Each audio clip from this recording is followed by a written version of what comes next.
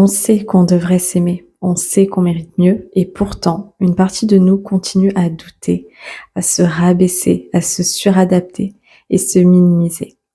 Dans cet épisode, on va explorer pourquoi l'estime de soi n'est pas un concept mental, mais un savoir vivant incarné, émotionnel, et comment tu peux commencer dès aujourd'hui à la ressentir dans ton corps pour véritablement, durablement transformer ta valeur de manière saine, quel que soit le domaine de ta vie, mais avant tout, le lien que tu as avec toi-même. Reste bien jusqu'à la fin, car un cadeau t'attend.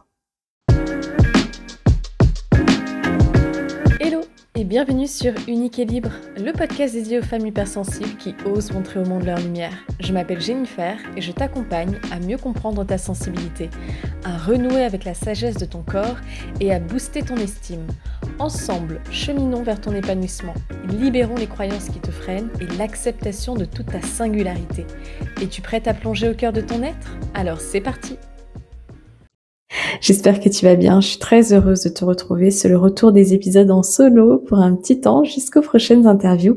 Et je tenais d'ailleurs à vous remercier car vous avez été tellement nombreuses et nombreux à apprécier les dernières interviews. J'ai reçu énormément de retours, de nouvelles personnes qui me suivent, me découvrent, quel que soit le canal de communication.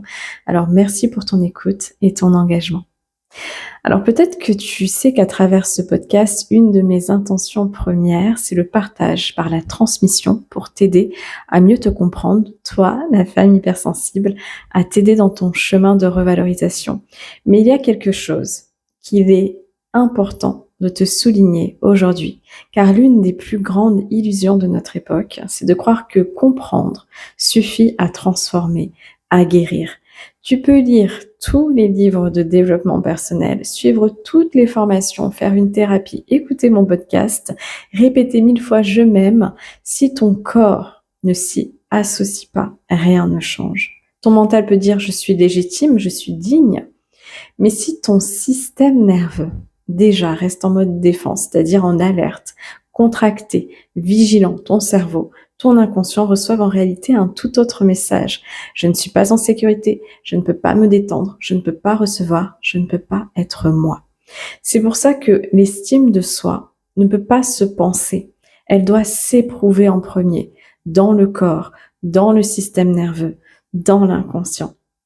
Et le sentiment de valeur personnelle se construit avant même que tu saches parler. Il se tisse dans la qualité de présence qu'on t'a donnée, dans la manière dont ton corps a été accueilli, entendu, touché, vu, respecté, dans ce qu'on t'a dit, mais aussi dans la manière dont tu t'exprimais par tes émotions, ta singularité, ta sensibilité, ta créativité.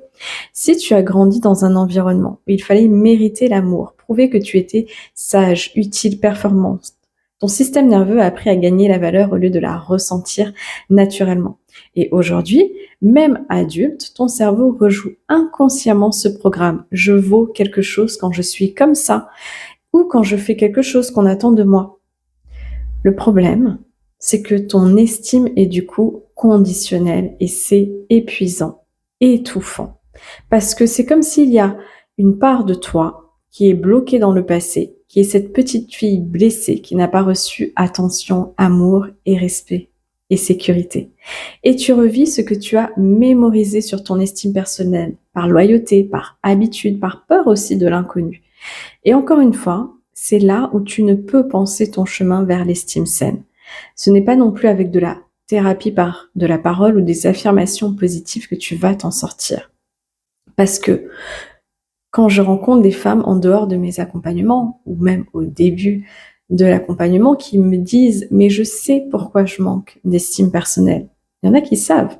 Avant déjà, elles me disent plutôt « je manque de confiance ». Il y a déjà un amalgame entre l'estime de soi et la confiance. Mais pour certaines, elles ont fait de la psychanalyse, compris que ça vient de l'enfance, etc. Mais il y a toujours ce problème de dévalorisation. Il y a toujours des schémas répétitifs. Il y a toujours un domaine ou plusieurs qui sont impactés par ce manque d'estime parce qu'on reste dans l'intellect, le savoir, le cognitif. Et c'est là que la pratique corporelle ou somatique entre en jeu. Lorsque j'apprends de nouveau que j'ai de la valeur, que je suis suffisante, que je mérite le meilleur juste parce que j'existe.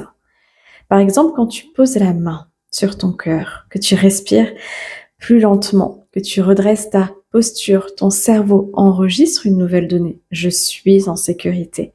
Et quand le corps se sent en sécurité, il peut enfin recevoir des nouvelles croyances, des nouveaux récits, une nouvelle identité.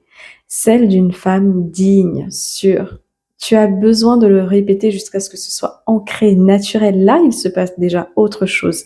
Là, la transformation peut agir. Tu n'as pas besoin de croire, tu as besoin de montrer une autre voie. Et l'estime de soi, ce n'est pas une question de confiance, c'est une question de physiologie en premier. Tu as besoin de rééduquer cette physiologie qui, à un moment donné, s'est déséquilibrée. Et tant que ton système nerveux n'a pas retrouvé un état de sécurité, ton cerveau continuera de te protéger, même si tu as conscience de ton manque d'estime. Tant que ton inconscient active les mêmes croyances sur ta valeur, ton cerveau continuera de jouer la même pièce de théâtre, les mêmes pensées sur toi. Tant que tu es dans l'identité d'une femme petite, insuffisante, trop sensible ou pas assez, tu vivras les mêmes déceptions, quel que soit le domaine de ta vie. Et le changement passe par le corps, par l'incarnation. Tu n'as pas besoin d'en faire plus, tu as besoin de ressentir intérieurement, différemment, doucement, profondément. Et c'est agir sur l'écosystème de l'estime de soi, l'inconscient, le système nerveux, le corps, l'identité. C'est éprouver et non penser. C'est être et non faire. Tu n'as pas besoin de prouver ta valeur. Tu as juste besoin de te rappeler que tu es déjà suffisante.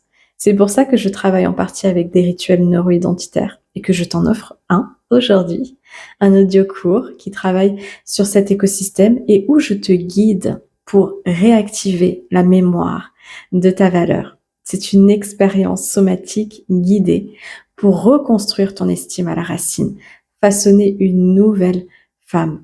Chaque jour, tu apaises ton système nerveux, tu rééduques tes circuits neuronaux, tu modifies les croyances, les mémoires héritées, tu reprends ta place et tu redeviens la femme qui ne cherche plus à prouver.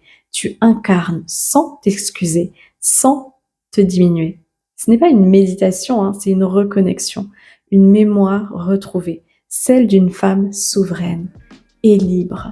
Si tu sens que tu es prête à ne plus juste comprendre, mais incarner ta valeur, il te suffit de cliquer sur le lien dans la description de l'épisode pour le télécharger et en plus tu rejoindras ma lettre privée, le cercle des muses qui est de retour, du contenu exclusif, des invitations rien que pour toi, pour t'aider à te revaloriser. Alors tu sais ce qu'il te reste à faire maintenant, télécharge ton audio, mets un like, abonne-toi au passage et on se retrouve très vite pour un prochain épisode. Ciao ciao!